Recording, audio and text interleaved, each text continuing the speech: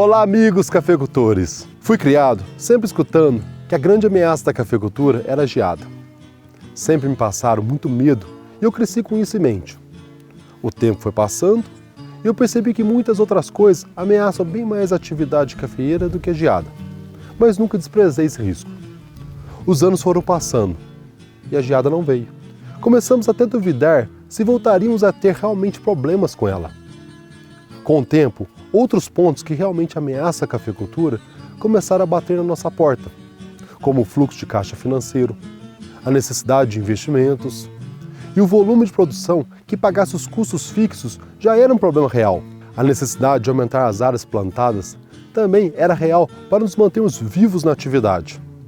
Então, mesmo preocupados e com medo, tomamos a decisão de descer um pouco mais os nossos plantios. E a geada não veio. Então, descemos mais um pouco e com o tempo, mais ainda. Pois é, meus amigos, esse ano ela veio. E esse é o assunto do nosso No Pé do Café de hoje.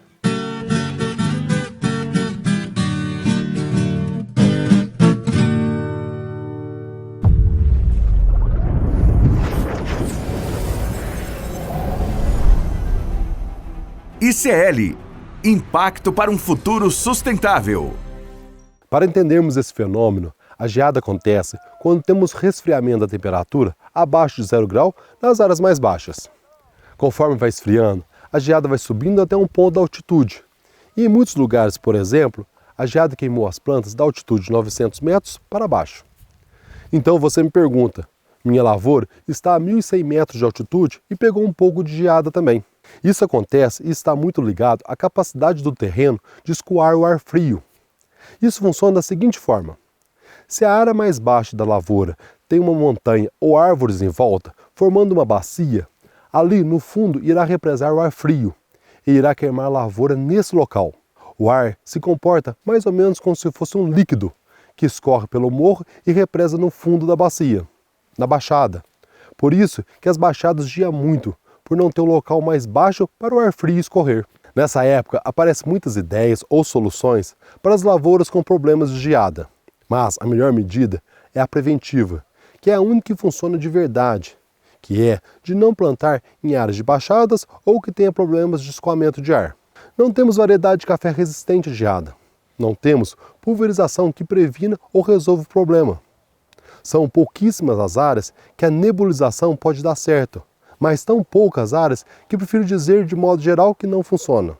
O que devemos fazer é sempre, todos os anos, nutrir corretamente as plantas de forma equilibrada para suportar um inverno forte, mas a geada, nada de real funciona.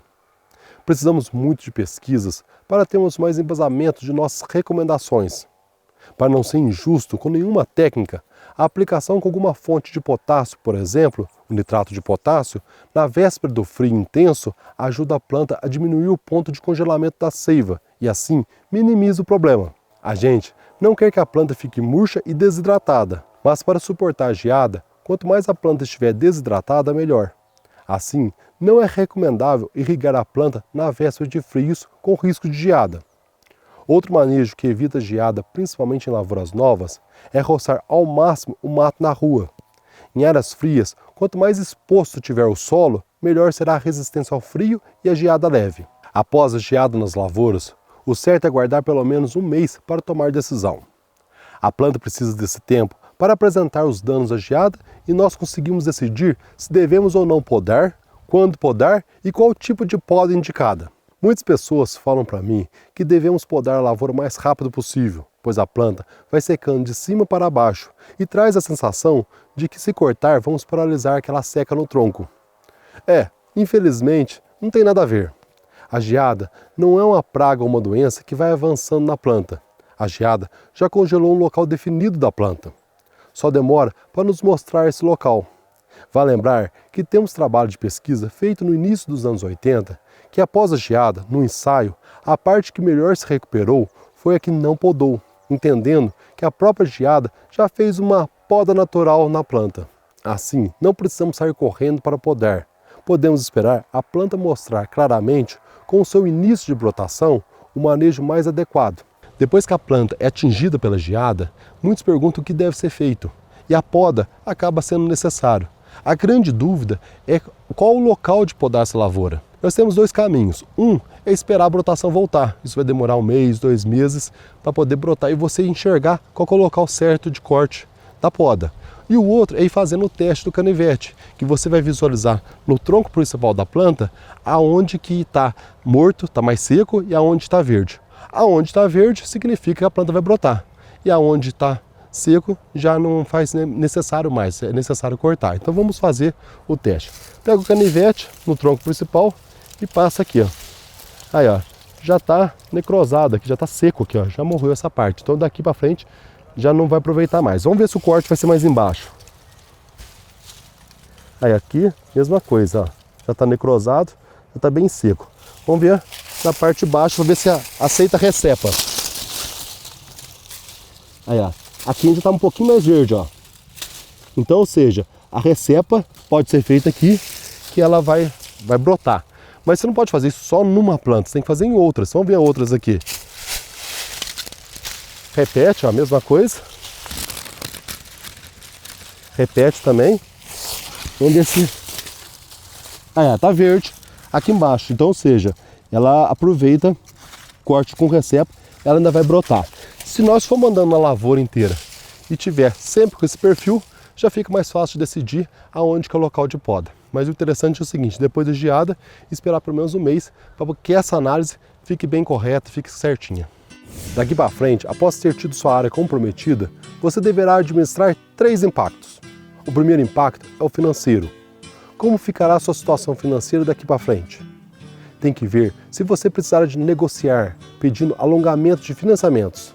Então, você terá que ter um fluxo de caixa mais profissional e tomar decisões conforme a necessidade desse fluxo de caixa. O segundo impacto a ser administrado é o técnico. Ele te levará à tomada de decisão de o que fazer e como fazer com suas lavouras. Cuidar melhor das lavouras que ficaram agora se faz necessário para suprir a falta de produção das lavouras que foram atingidas pela geada. E o terceiro impacto a ser administrado é o da comercialização, principalmente as travas no mercado futuro que foram feitas. Tudo vai exigir de você, cafeicultor, muita calma, habilidade de conversar e negociar para achar a solução. É bastante trabalho daqui para frente, mas fique tranquilo, pois a solução existe. Até porque não é um problema isolado, é um problema de muitos cafeicultores que atingiu grande parte do Brasil. Nós sabemos que o momento da cafeicultura causou muita tristeza, trouxe prejuízo e medo. Mas o momento agora é de manter a calma e planejar o futuro. É um momento de união também. Quem não sofreu com a geada pode se posicionar, ajudando a encontrar soluções, apoiando. Não podemos desanimar da cafeicultura. Vamos, pelo contrário, estudar mais o nosso negócio para modernizarmos, planejar as ações e juntos tornarmos a cafeicultura mais produtiva e mais lucrativa. Afinal, ainda somos os maiores produtores da bebida mais consumida no mundo depois da água. Um abraço para você, cafeicultor. Força! E até no próximo No Pé do Café.